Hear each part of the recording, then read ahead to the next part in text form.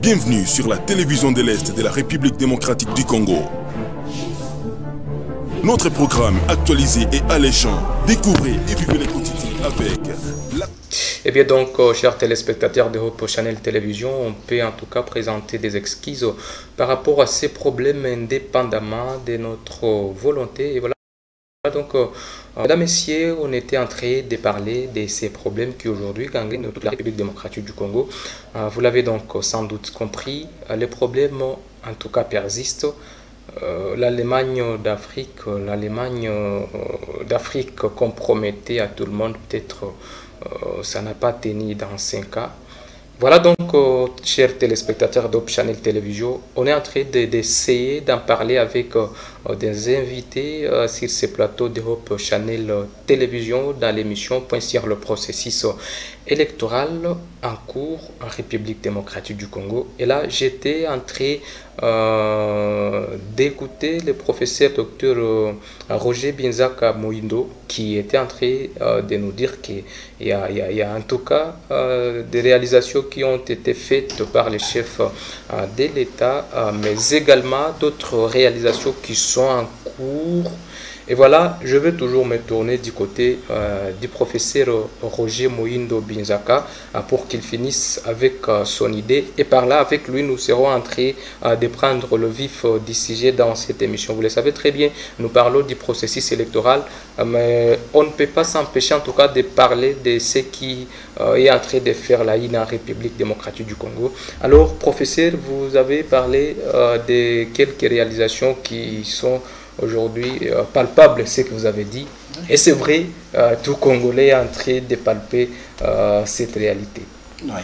Et je disais, vous voyez par exemple au niveau aussi de l'armée, il y avait longtemps, depuis longtemps, on était en train de fustiger cette question, par exemple, des effectifs, en fait, comment dirais-je, effectifs militaires. Les effectifs militaires qui n'étaient pas en fait réels par rapport à ce que à la somme, au budget qui était affecté à l'armée, où on avait beaucoup de choses, beaucoup de problèmes au niveau de l'armée, mais avec les contrôles par exemple physiques qui est en train d'être poursuivis au niveau des différents services de l'État, nous sommes en train de penser que dans l'avenir, le pays pourra compter alors sur des effectifs réels, par exemple. Vous voyez avec les campagnes de mobilisation au niveau de l'armée qu'on est en train de lancer. Et cette question, par exemple, de Wazalendo, qui est en train de revenir aussi sur la table, j'ai écouté mon co-débatteur en parler, par exemple. Le Wazalendo, donc cet esprit patriotique qui doit nous caractériser, qui est en train de revenir suite à l'agression que nous avons connue. Cette question a toujours été là sur la table, mais on n'a jamais essayé d'orienter ou d'encadrer les efforts que faisaient les citoyens lambda par rapport à la question de sécurité. Et donc, ce sont des efforts à poursuivre au point que nous puissions avoir non seulement une armée compétitive, une armée dissuasive, mais également une armée qui peut compter aussi sur des réserves. Vous avez vu en Israël, par exemple, on a essayé, l'armée a fait un appel donc à tous les réservistes face à cette question du Hamas qui est en train donc de servir donc beaucoup d'encre de salive au niveau international. Et donc il y a des efforts qui sont faits. Maintenant il faut que même celui par exemple, si même lui-même revenait, s'il arrivait qu'il soit réélu, il doit savoir où est-ce qu'il a laissé le pays pour par exemple essayer d'avancer, pour se projeter dans l'avenir. Et s'il n'est pas réélu? Non, s'il n'est pas réélu, ça sera toujours pareil. Parce que vous devez hériter et de passifs et des actifs. Et donc il ne faudra pas être là pour dire voilà la situation que je traverse, et voilà. Il faudra d'abord gérer le pays à l'État. Quels seront les actifs donc, s'il n'est pas réélu? Je venais de les évoquer tantôt là-bas. Donc il faudra essayer un peu de partir des acquis d'aujourd'hui pour essayer un peu de se projeter, mais également de ce qui n'a pas été fait, pour essayer un peu de voir où est-ce qu'on en est, en posant un vrai diagnostic pour essayer un peu de dire voilà les questions qui n'ont pas été posées et ce que nous devons essayer de faire pour l'amélioration. Parce qu'il y a ces gens-là qui pensent qu'il y aura quelqu'un qui viendra, il va faire le miracle, mais non, il ne va pas commencer à zéro. Là où il y a des routes sont déjà là, il faudra qu'ils puissent voir là où il n'y a pas de routes pour essayer de les diriger. Voilà. Et donc, que ce soit lui, que ce soit quelqu'un d'autre, il faudra partir des acquis, parce qu'il y a les acquis, ils sont là. Et il y a aussi des faiblesses. Il faudra partir avec tout cela pour se projeter. Et voilà, peut-être cette question va nous pousser à prendre directement le vif du sujet. Le chef de l'État a aussi cette fois-ci reconnu et accepté qu'il n'y aura pas élection à Rutshuru et Masisi. Mais une erreur qu'il a faite, c'est qu'il n'a pas mis une partie du territoire de Nyiragongo. Vous le savez très bien, vous êtes d'ici à l'est de la République, vous savez tout ce qui s'est passé ici. Mais il a accepté, il a reconnu qu'il y a en tout cas des territoires qui sont aujourd'hui entre les mains des rebelles du M23 et que de ces côtés-là, il n'y aura pas des élections. N'est-ce pas, encore une fois, bon, je vais dire la honte, parce que lors des élections passées, il y a les territoires de Beni qui n'a pas participé aux élections.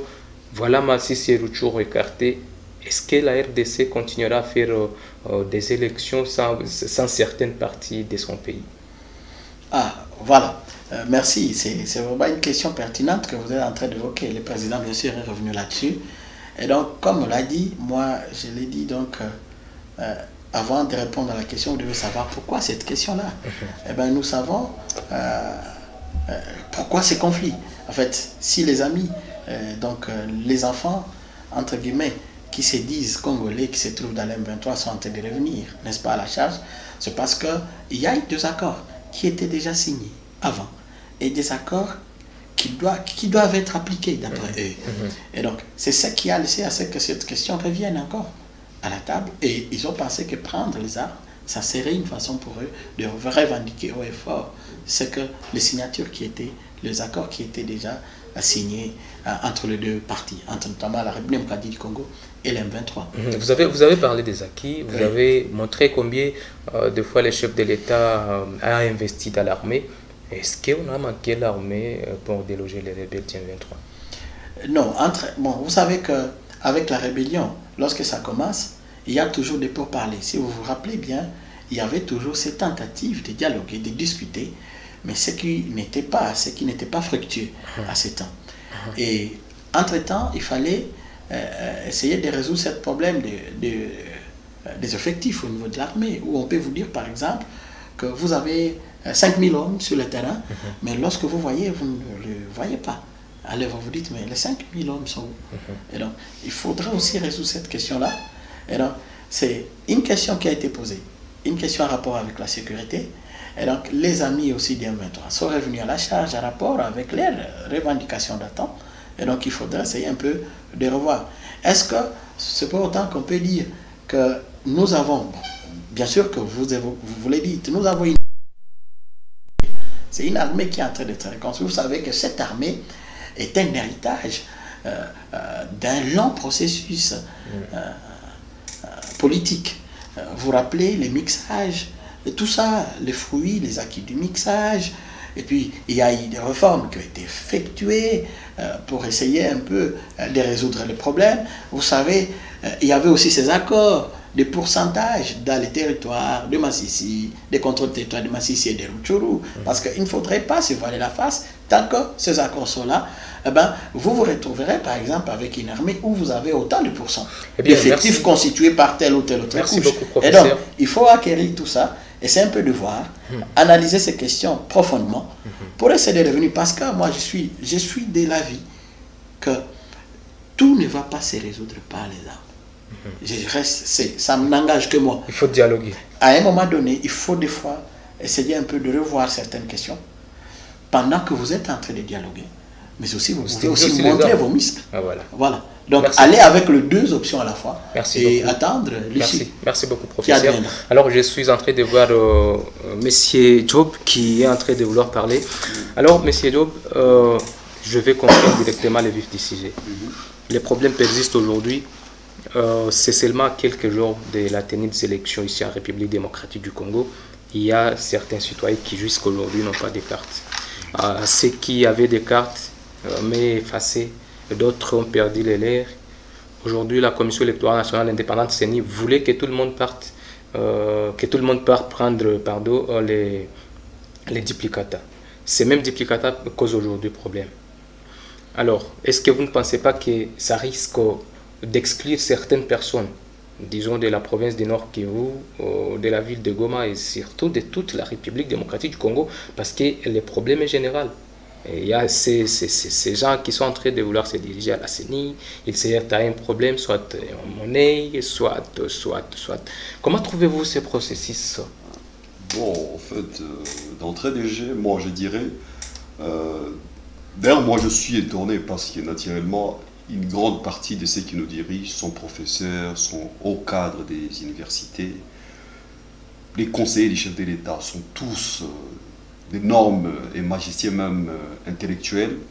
Mais je ne sais pas pourquoi est-ce que nous ne voulons pas grandir. Et pourtant, nous sommes au XXIe siècle.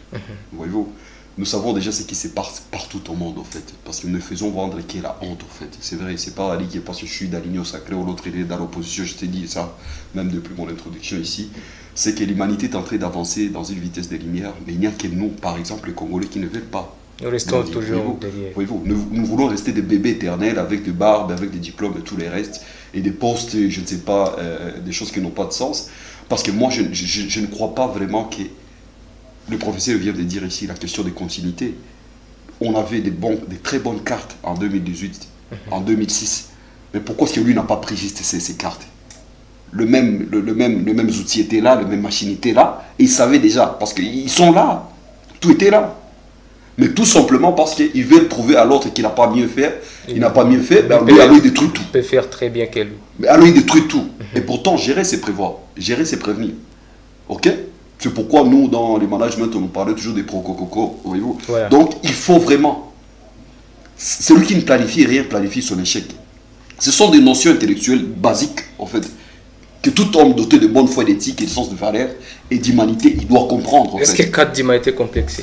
Bon, je ne sais pas trop, en fait. C'était aussi ce manque de bonne volonté, bien qu'on dit que l'enfer aussi est pavé par de bonnes intentions, voyez-vous. Donc, ces gouvernements, j'aurais souhaité, parce que vraiment le discours du chef de l'État, quand il parlait qu'il est panafricaniste, j'aurais franchement voulu, moi je porte Kwame Nkrumah, je n'ai jamais eu honte de le porter depuis 2014 en fait, parce que je porte cette cause à moi, cette idéologie, ce paradigme à moi.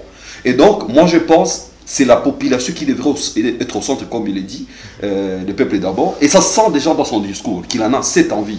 Mais, le monde sans des actions, c'est qu'il est vivant. Et raison pour laquelle, moi j'ai dit, pourquoi faire ces cartes? Est-ce qu'elles-mêmes ne savaient pas que ces cartes, parce qu'en réalité, quand on fait des commandes, dans chaque département qui fait des commandes de la nation, ce sont des spécialistes en fait.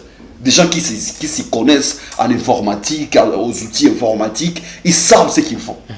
Mais si ça peut nous emmener à ces résultats d'une carte qui s'efface dans moins d'une minute, bon, moi je dis, nous devrons nous remettre en question. Comme on dit, la remise en question dans la conscience de la Renaissance africaine et le débit de la sagesse et même de la libération, de l'évolution, c'est que il n'y a pas honte d'accepter qu'on est faible.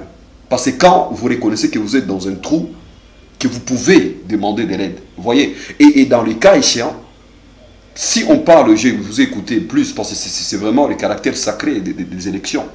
Les élections doivent être inclusives. Donc, nous devons vraiment miser sur les derniers Congolais qui doivent donner sur son point de vue. Si le gouvernement qui va venir. Sinon, il y aura encore des indignations. Vous voyez? Sinon, il y aura des partis qui vont pas reconnaître la souveraineté du chef de l'État. Et si la souveraineté du chef de l'État sera remise en question par sa propre population, bon, et ce sont les autres de l'extérieur qui vont accepter alors notre légitimité. C'est pourquoi jusqu'à maintenant, la question de légitimité pose problème au Congo. Tout simplement parce que nous vendons la honte. Les gens qui entourent le chef de l'État, au lieu de comprendre que le professeur a parlé de la force de dissuasion, tout cela font partie des choses ou alors des astuces qui doivent réellement construire un État de droit, un État souverain, tout simplement parce que nous sommes dans un monde des rapports de force et de puissance. Le professeur, il a parlé par exemple que lui, il croit trop aux palabres, c'est bien, il est africain comme moi, nous ne croyons pas trop à la guerre. Nous les Bantous. Nous ne croyons pas trop à la guerre. Nous ne sommes pas des peuples belliqueux en fait. Vous voyez? Mais le contexte du XXIe siècle nous a imposé qu'il n'y a que celui qui a le plus grand des armes lourdes et celui qui a plus de moyens, le plus d'effectifs, qui doit avoir la paix sur la terre. Et donc, ne pas comprendre ça, comme je vous ai dit, l'enfer est pavé par de bonnes intentions, mais voilà, nous resterons que dans des discours intellectuels classiques, magistrales, mais qui ne vont pas nous emmener au résultat. Raison pour laquelle moi je pense, c'est Darkeri James qui a fait une publication là-dessus, les gens des cravates et des costards, ils n'aspirent plus la confiance, tout simplement parce qu'ils ne croient à rien en vrai sens du terme. Parce qu'ils sont là juste pour de querelles et des disputes de positionnement et des clientélismes. En tout cas, je comprends, vous avez incarné beaucoup de personnalités. Voyez-vous, donc en réalité, ces élections, nous devons vraiment faire en sorte, parce que le chef de l'État, il a acquis ces élections d'une manière classique, d'une manière civilisée, d'une manière apaisée, d'une manière que tout le monde s'attendait même au monde. Alors, moi je crois que le minimum de valeur qu'il devrait vendre, c'est encore faire mieux. Mais si directement là, une partie même des Niragon, moi-même on est là, ok, une partie des Niragon serait écartée, une grande partie des Massis, d'ailleurs tout Massis c'est tout Massis et tout Niragon et Rutshuru. Et vous ne parlez pas aussi des Beni et d'autres endroits où il n'y a plus de gens là-bas, parce qu'on massacre tous les jours les gens de l'autre côté. Exactement. Moi je pense qu'ici il n'y a pas question de dire que je suis contre les chefs de l'État, je suis pour lui, mais nous sommes pour la nation. Et donc moi je pense que si vous voulez bien écouter un bon conseil, écoute le conseil de tes ennemis, de ceux qui veulent vraiment te mettre à l'échec. Tu vas bien apprendre, tu vas faire mieux. Mais si vous écoutez les gens, les chefs de l'État, si vous continuez à écouter ces gens-là, ces petits renards qui vous entourent, ils vont vous dire que tout marche bien. Mais est-ce que ce n'est pas une bonne idée, cette idée que Kadima nous a donnée, chauffer la carte des électeurs qui s'est déjà effacée? Non, c'est une honte encore, pour la deuxième fois. C'est une honte. Tous ces dons, ils vont chercher. Bon, moi, je vis un papa qui a chauffé sa carte et il a brûlé toute la carte. Vous voyez, donc c'est ce que moi j'ai dit. Naturellement, gérer, c'est prévoir, gérer, c'est prévenir, gérer, c'est planifier. Vous voyez, donc, et dans chaque département, comme je viens de bon, je vais vraiment réitérer, il n'y a que des spécialistes dans chaque département du gouvernement. Parce que ce sont des spécialistes, ils sont tous nommés par rapport à leurs compétences. Si leurs compétences peuvent nous amener à ça, ça n'existe pas au monde. Il faut juste regarder la carte d'un petit pays comme le Rwanda ici à côté. Donc je ne suis pas en train d'en parler parce que ça me fait plaisir, mais je pense, sans ces cartes, comment est-ce que même... Comment est-ce que les gens vont voter? Est-ce que, bon, par exemple, il y a une autre solution qui dit quoi? On va juste afficher les nombres d'électeurs sur chaque centre et puis on va rappeler les gens. Mais est-ce que qui sera sur la première ligne? Et qui sera sur la deuxième ligne? C'est que c'est tout à fait un problème qui va continuer. Voyez-vous, donc moi je ne vois pas encore une solution, mais je pense, jusqu'à maintenant, il n'y a pas encore même de cartes pour faire des duplicata en termes de nombre et d'échéances. Parce que les temps, il n'y a plus de temps. Vous voyez, donc si au moins on devrait renforcer le nombre de machines et qu'on ne monétise plus les cartes, bon, moi j'aurais souhaité bien, parce qu'en politique, il n'y a pas de miracle. Tout se calcule, tout se planifie. Donc il ne faut pas dire que c'est par miracle et que tous ces gens vont avoir des duplicata parce que la quasi-totalité de la population n'a plus de cartes. Parce que les gens ne savent plus aller à la banque avec les cartes d'électeurs. On ne sait plus aller dans d'autres pays avec les cartes. Il y a un de mes vieux qui est parti au Burundi, il a voulu faire des transactions, on a dit mais il n'y a pas la carte ici. Il n'y a pas de carte. Ça fait la honte pour la République. Voyez-vous, donc, lorsque c'est les pays autres qui nous disent voilà, et donc c'est pourquoi j'ai dit cette question, ça n'a rien à voir avec l'opposition, la majorité, l'union sacrée ou quoi, c'est d'abord la nation. C'est le peuple qui est souverain. Le peuple, c'est le peuple, tous les politiciens, y compris les chefs de l'État, le ministre, les sénateurs et tous les restes, tous sont à notre guise. Ils sont là pour notre mandat. Ils sont là pour travailler pour la population. Et donc, ils devront beaucoup plus écouter la population. Et c'est ce qu'on dit. La crainte de la population, ça témoigne de la sagesse politique. Eh bien, je vous garde encore une fois. Je me tourne du côté du professeur. Professeur, c'est normal qu'on chauffe la carte de lecteur pour que les écrits réapparaissent. C'est pas la honte pour la République? Ce que vous avez dit est vrai. On en comprend. Ils voudraient, peut-être les amis... voulait essayer quelque chose, mais nous sommes en train de constater que ce qu'il voulait en fait n'a pas réussi. Donc il ne faut pas qu'on se voie la face, que nous soyons avec le président de la République ou dans l'opposition, nous devons nous dire les vérités sans s'évaler. Ok, le face. Donc il faudrait reconnaître que ce que les amis voulaient tenter n'a pas marché. Donc ça a été plus pire que ce qui était déjà là. C'est pour cela que j'ai dit, cela n'engage que moi, que si vous pensez qu'en arrivant au pouvoir, vous allez repartir à zéro sans prendre les acquis, vous allez avoir ce genre de problème. Voilà moi. Donc c'est ça en fait. On avait une bonne carte avant, mais ce qu'on a eu, on a vu, il voulait encore beaucoup informatiser cela, mais la conséquence c'est que nous n'étions pas à la hauteur de la technologie qu'on voulait appliquer. Alors voilà ces problèmes. Ces problèmes qui peut-être est en train de révolter toute la population. C'est lorsqu'on annonce les débits de délivrance des duplicata. Pour ceux-là qui n'ont pas de cartes, ceux qui ont perdu les cartes, je vais spécifier, et ceux dont les leurs ne sont plus visibles. Alors, ce qui peut chauffer encore une fois, c'est lorsqu'on demande à la population d'essayer un peu de chauffer. Pourquoi ne pas être clair avec la population, dire que voilà, on n'a pas de matériel pour délivrer les duplicata, ou bien on n'a pas franchement le temps, au lieu de jouer avec la population comme ça. Eh ben, vous avez raison, ce que vous avez dit, c'est ça. Et donc, normalement, on devait nous dire comment est-ce que... Parce que d'abord, cette carte, il faut le dire, elle a été chèrement acquise, où il fallait que les gens fassent 2 semaines pour l'avoir. De donner aussi de l'argent. Oui, c'est évident. Oui. C'est-à-dire, toute la semaine, les gens étaient là, 2 semaines, il y a ceux qui ont fait 1 mois. Il fait 1 mois en train de la chercher. Il y a ceux qui ont eu des problèmes même dans leur service à cause de la recherche de la carte.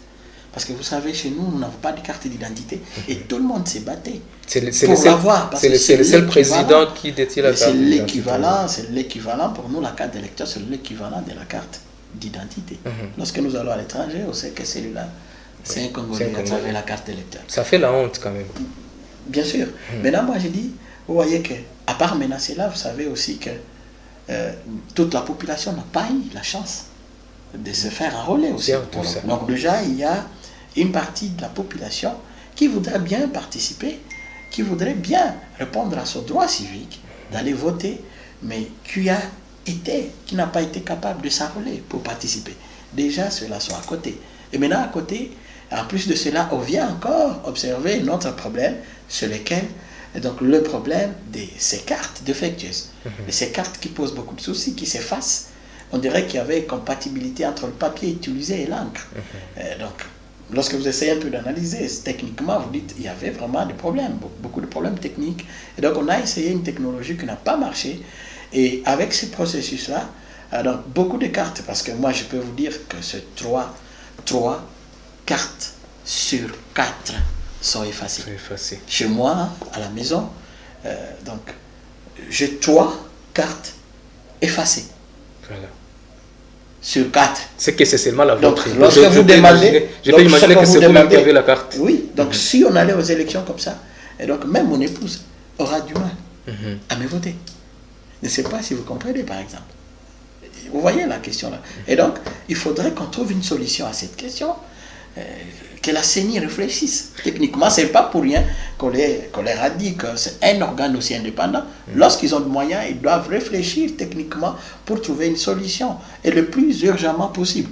Parce que les élections s'est dissipées. Alors, imaginez que nous allons avec des cartes défectueuses, que vous disiez que ces gens-là ne vont pas voter. Parce que je suis en train, je ne suis pas un prophète de malheur, mais je suis en train de voir que même si, avec la circulaire, n'est-ce pas, de la CENI, pour multiplier par exemple les nombres des centres où on va délivrer les duplicata, je ne suis pas en train de voir ce miracle s'est réalisé. Pourquoi? Oui, pourquoi? Parce qu'il y a plus de cartes effacées que de cartes normales. Donc, or, déjà le processus, comme vous le savez, il y avait une machine qui posait déjà le problème. Au début, pendant l'enrôlement, on a vu une machine qui posait des soucis, et je ne vois pas ces machines-là, ces nombres-là, qui va permettre à ce que tout le monde ait duplicata au voulu. Pour moi, ça serait une surprise heureuse si on arrive à faire cela dans les temps. Mais sinon, il faudrait qu'on cherche une autre formule pour essayer de dire, de rassurer aux amis qui ont des cartes, par exemple, effacées, comment ils vont aller au vote. Sinon, ce ne serait pas acceptable qu'on exclue des gens qui voudraient participer. Et voilà, merci professeur. Je veux que c'est vous, monsieur Job, je vous appelle Job. Alors, je veux que en tout cas, je vais écouter votre réponse. On est réellement à la porte des élections. C'est en tout cas aujourd'hui la CENI qui présente toujours des contraintes. Est-ce qu'on ne peut pas avoir aussi peur que les élections ne se passent pas très bien? Lorsque les contraintes depuis le début du processus jusque presque à la fin du processus, les mêmes contraintes persistent. Est-ce qu'on ne risque même pas de trouver ces contraintes lors des élections? Bon, en fait, vous savez, la question, parce que moi, comme je vous dis, j'ai un langage panafricain. Je ne me cache pas, je ne cache pas mon langage ou ma langue. Je parle avec mon cœur. Je ne parle pas des choses que j'ai lues dans un livre ou que je suis vu à la télé. Je parle des choses que je vis moi-même et que je vis avec ma communauté. Vous savez, je l'ai dit et le professeur l'a réitéré, il a répété presque le même mot. Il dit on ne peut pas attendre le miracle. Ok? Parce que jusqu'à maintenant, parce que ce pays a un sérieux problème. C'est qu'il n'y a pas ce qui est comme urgence dans ces pays.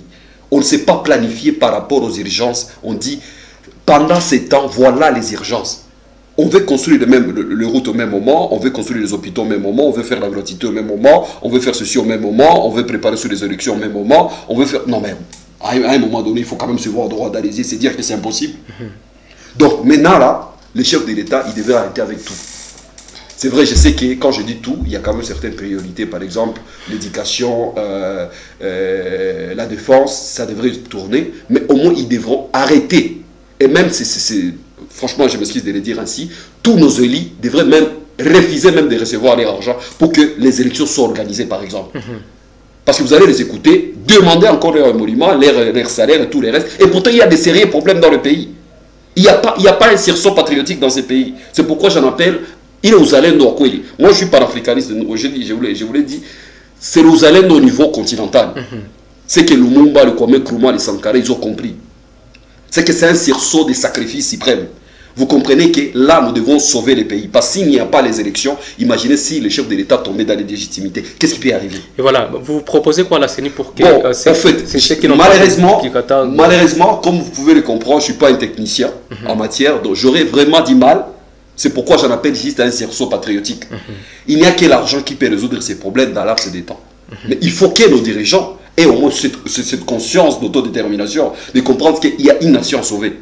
Il y a la guerre, et s'il y a encore des troubles électoraux, comment est-ce qu'on va gérer ça? Et encore, il faut attendre que ça arrive, et pourtant moi je le dis parce que je comprends. Mais il faut attendre à ce que ces chaos arrivent pour qu'ils commencent encore à crier, parce qu'ils sont champions en ça. Eh bien, merci. Donc moi je pense que c'est sursaut patriotique, et nous allons nous recueillir, les mêmes salariés pour qu'ils nous ma machine, dans moins de 24 heures, ils peuvent commander ça, et dans moins de 72 heures, ça va arriver ici, et dans moins même de quelques temps, on va commencer déjà à dispatcher ça sur terrain, et on va faire même, on va distribuer même ces duplicateurs dans moins d'une semaine peut-être. Merci beaucoup, Monsieur Diop, c'est un plaisir de vous recevoir sur le plateau de Merci beaucoup, vraiment c'est à moi de vous remercier, monsieur Option de Télévision. Merci beaucoup, professeur Roger Binzaka. Je vais rappeler que c'est pour votre première fois de participer dans cette émission. Alors, très rapidement pour finir, qu'est-ce que vous pensez la CENI peut faire pour que ceux qui n'ont pas reçu des duplicata en trouvent et participent aux élections? Ce qui était dans ma tête, c'est que moi je pensais qu'ils allaient relancer tous les centres d'enrôlement avec le même kit. Bien sûr, après avoir nettoyé, n'est-ce pas, la base de données, pour que chacun rentre au centre où il était enrôlé, qu'il y ait un petit bureau qui reçoive seulement ce cas-là. Pas tous les dispositifs qui étaient, mais dans chaque centre, qu'il y ait une machine, qu'il y ait un kit pour livrer les duplicata. Ça peut aller vite que de le mettre dans la commune de Goma et de Karisimbi. Parce que je dis bien, le problème est immense. Et il faudra donc que la logistique aussi soit immense, soit à la hauteur pour résoudre ces problèmes-là. Voilà, merci professeur, c'était un plaisir. Merci beaucoup Optionnel pour l'invitation. Merci à vous tous, très chers téléspectateurs d'Europe Channel Télévision, vous qui avez été là, suivre cette émission, point sur le processus électoral sur toute l'étendue de la République démocratique du Congo. Laisse-moi vous rappeler que la campagne électorale débute ce 19 novembre 2023 et les élections vont s'en suivre le 20 décembre 2023. Mesdames, Messieurs, retrouvez cette émission en rediffusion, c'est mercredi à partir de 9h, mais également à 20h les jeudis, à partir de jeudi à 20h les jeudis. C'est sur le canal plus 374. Vous devez aller retenir, les chers téléspectateurs. On a changé de numéro sur Canal Plus. C'est suite au changement des programmes, bien sûr, des programmes de Canal Plus. Voilà que nous sommes désormais à 374, pas comme 364 comme c'était auparavant. Mesdames, Messieurs, d'ici là, portez-vous très bien et surtout, restez à l'écoute des programmes de Hope Channel Télévision. Au revoir.